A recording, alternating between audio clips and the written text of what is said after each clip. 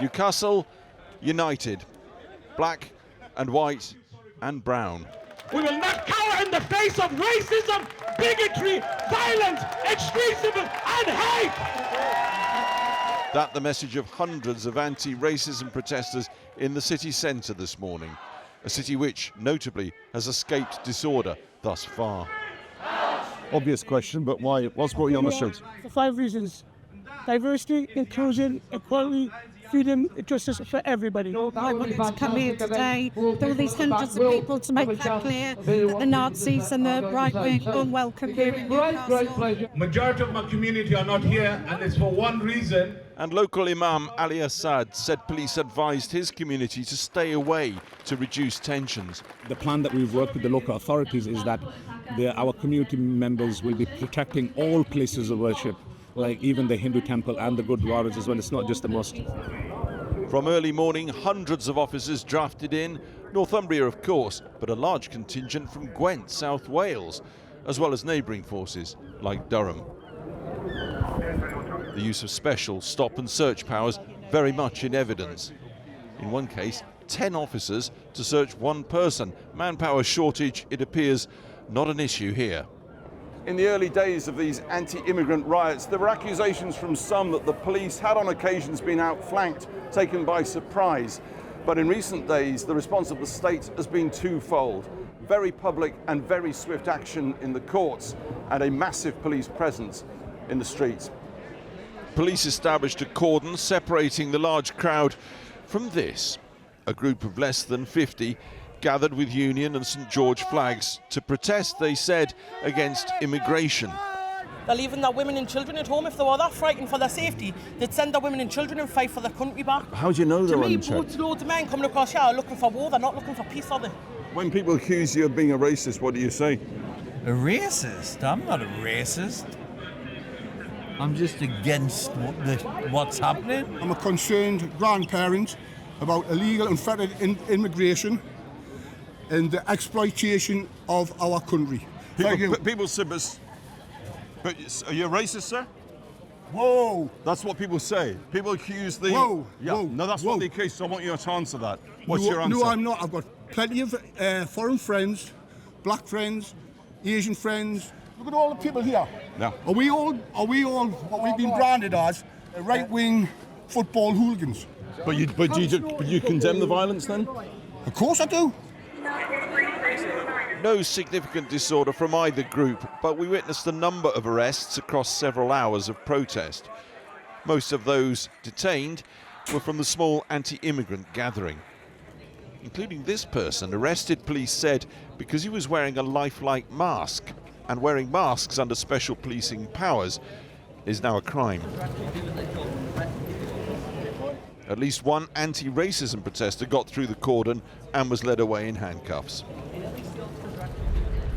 A number of shops in the area had boarded up just in case of trouble. You need to leave by the end. Disperse immediately. Police ordered both groups to disperse at 3 p.m, and they did, bringing proceedings to an end without the violence which we've seen across the northeast, from Sunderland to Hartlepool to Middlesbrough. Saturation policing and swift justice, a national pincer operation producing, it appears, peace. In Liverpool, the Imam of one mosque decided to reach out to those involved in far-right protests to try and bring the community together. Jane Dodge went to find out what happened next. We are the people! We won't be silent! Stop the fascism now, now, now, now! Several hundred anti-racist protesters gathered at Liverpool's Pierhead at lunchtime today. There were just a handful of opponents with a single Union Jack. Fears of a far-right show of strength seen on the streets of this city a week ago failed to materialise. So the last 10 days have been very, very intense. They've been terrifying for a lot of people. The Imam addressing the anti-racist rally today has spent the last few days trying to build bridges with some of those who've been demonstrating outside his mosque. Last Friday, he took to social media with a highly unusual message for them. So just to let you know, anybody who attends the protest tomorrow, we're going to be handing out free cold drinks to you. We're going to be handing out burgers and chips. And Adam Kelwick was true to his word. After offering food to those who'd come to protect his mosque, he crossed the road and did the same to those who'd come to protest. I remember when I first walked over, it was very tense. The first 2 or 3 people who I saw just completely blanked me, as if I was invisible, looked straight through me. But I didn't let that deter me. I continued smiling, and I went to the next people, and they gave me a firm head shake to say no. And finally, we broke through to somebody's heart, and he accepted the first burger. And from that point, amazing things happened.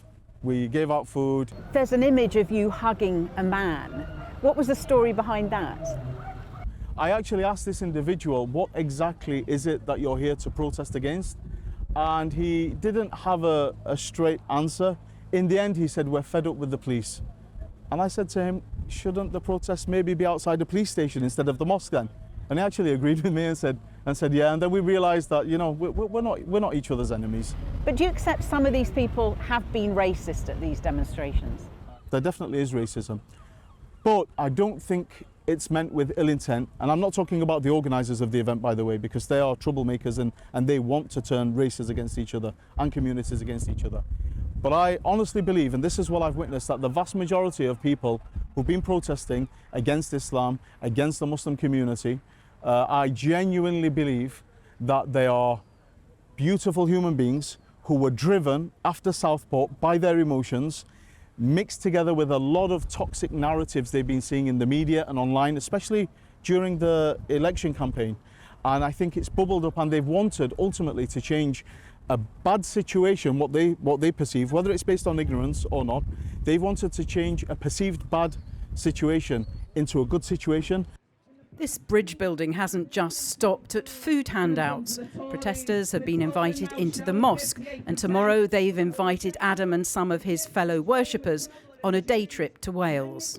We're going to leave our phones on the coach, and we're going to walk out, and we're going to force people to walk and talk together. He said one of those coaches I want to give to you and the Muslim community to join us. So tomorrow morning we'll be heading up into the hills, and we won't be seeing any of these toxic narratives on social media, and we'll be able to meet each other, walk together, talk together, and we'll be doing our prayers, and they'll be doing some meditation, and I'm really looking forward to it.